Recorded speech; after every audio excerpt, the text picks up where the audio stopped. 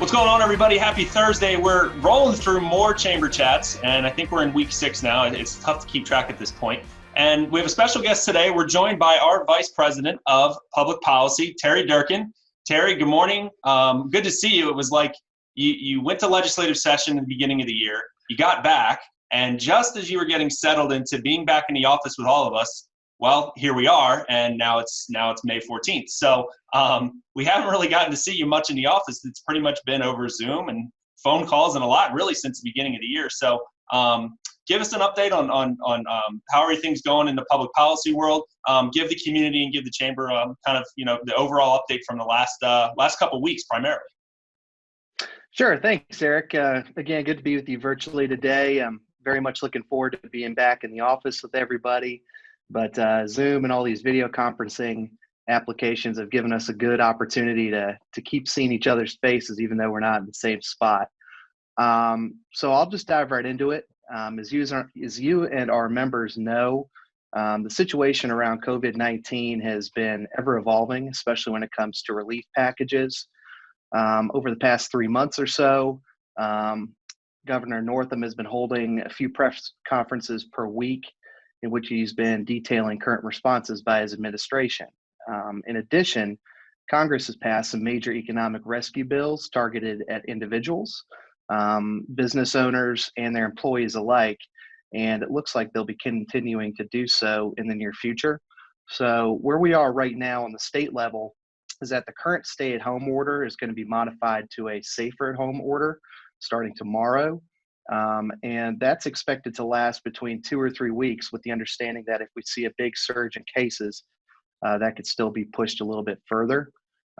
What that means for many business owners is sticking with your current best practices for social distancing, consistent disinfecting of shared surfaces, and they're still recommending teleworking if at all possible.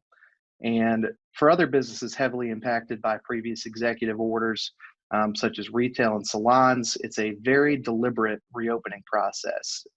Many of these businesses are capping customer capacity at 50%, and it's really meant to curtail direct interactions between employees and customers. So restaurants will be able to serve customers if they have outdoor seating only, and that's also capped at 50% capacity. Now, something of interest that's just happened over the past 48 hours or so is that Virginia ABC is coming up with some guidelines to allow restaurants to expand outdoor seating options on a temporary basis. So if you're a restaurant that has a small outdoor patio now, you might be allowed to expand into the sidewalk.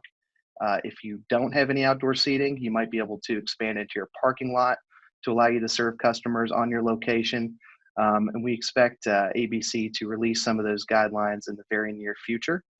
On the federal level, there have been multiple rounds of funding packages aimed at helping employers keep their employees hired during this economic slowdown. So a little over a week ago, we saw Congress agree to another round of funding for the Paycheck Protection Program. And currently, the House of Representatives is putting forth another large package that will no doubt be debated over the coming days and weeks. And on that note, I would just add that in speaking with our director of our Small Business Development Center last week, there was still some PPP funding available, and it's good to see that businesses locally are not only taking advantage of this program, but there's also still the opportunity for those who haven't yet done so to do so.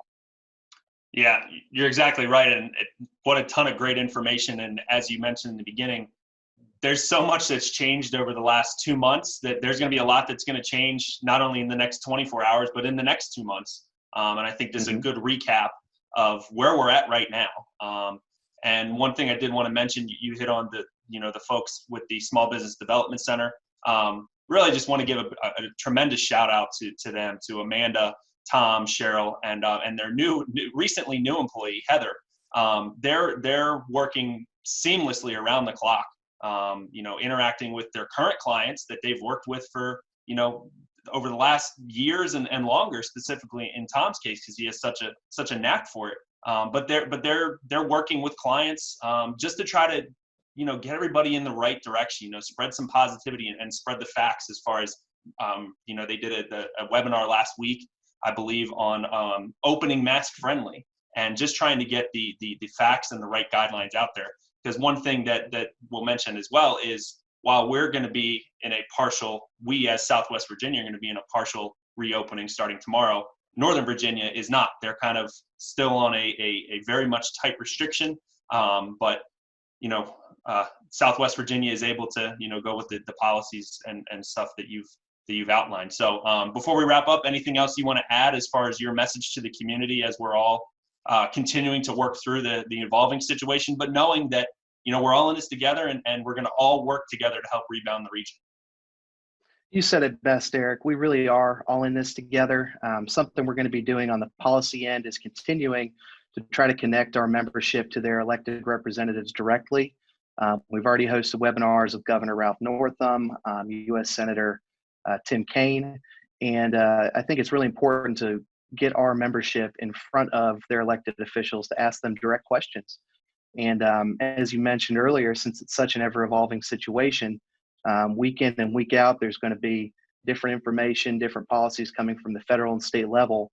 And we're really going to work to keep people informed on what the most current actions are on all levels of government. Yeah, exactly right. And, for everyone watching, just want to wrap up in the fact that myself, Terry, Joyce, Michelle, Ginger, Andrea, Austin, and all the folks on the SBDC staff, we're here to help. We're here to hear your concerns and hear your positive things. What's going well? We want to be able to share all the messages and help in any way we can.